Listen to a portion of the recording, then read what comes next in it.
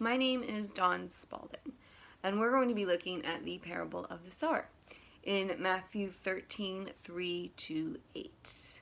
Now, I know I've certainly had my struggles when it comes to salvation.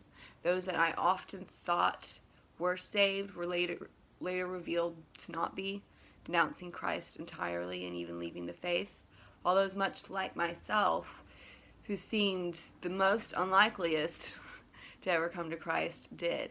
And in this parable, we kind of see Christ promised when it comes to salvation and those he saves and those he does not.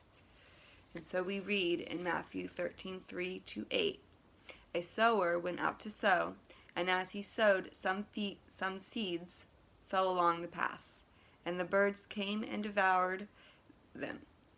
Other seeds fell on rocky ground, where they did not have much soil, and immediately they sprung up, since they had no depth of soil. But when the sun rose up, they were scorched, and since they had no root, they rotted away. Other seeds fell among thorns, and the thorns grew up and choked them. Other seeds fell on good soil and produced grain, some 100-fold, some 60, some 30. And so Jesus actually explains this parable in verses 18-23 later on in the chapter as, "When anyone hears the word of the kingdom and does not understand it, the evil one comes and snatches away what has been sown in their heart. This is what was sown along the path. As for what was sown on rocky ground, this is the one who hears the word and immediately receives it with joy, yet he has no joy in himself, but endures for a while. And when tribulation or persecution arises on account of the word, then he immediately falls away.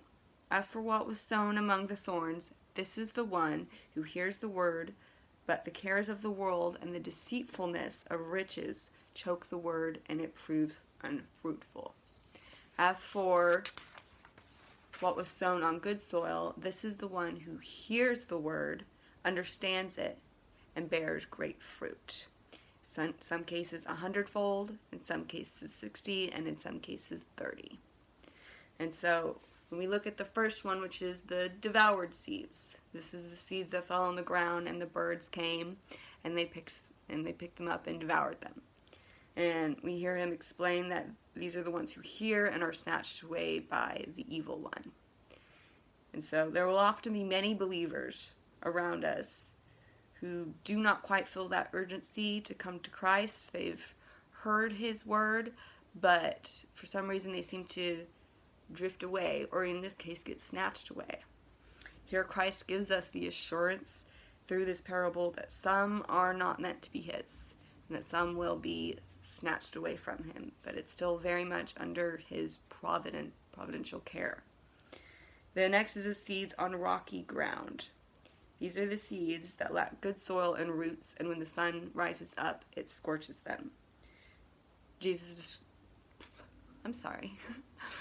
describes that tribulation and persecution will rise up and will essentially break their faith. And I've known quite a few people where I feel like that one in particular is theirs. And if I'm being really brutally honest here, I think this is the one I fear the most myself.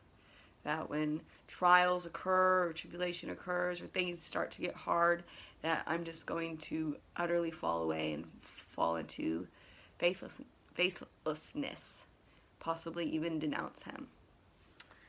Our third one is the seed amongst the thorns. Jesus describes the thorns as being the cares of the world. And so we kind of see here that we live in a pretty confusing world and an even more confusing time. And there's often this competition for attention when it comes to the world and Christ. And here he reminds us that there will be those who get, much like the thorn in the seed, choked away by the cares and passions of this world. There's great hope for us that even these things are still under the providence of God. And there will be those who delight in this world and those who delight in Christ.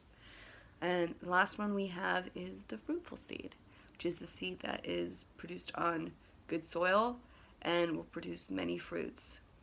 No thorns will prevent it from growing. No sun will scorch it, making it dead. It will grow and produce great fruit.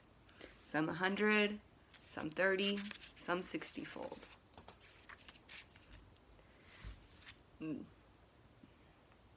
And so I think it is important for us to remember when we look at this parable that we are given a steady hope in the everlasting providence of God, and that there is not a single hair on our head and not a single person who denounces him or proclaims him as Lord that is beyond his providence.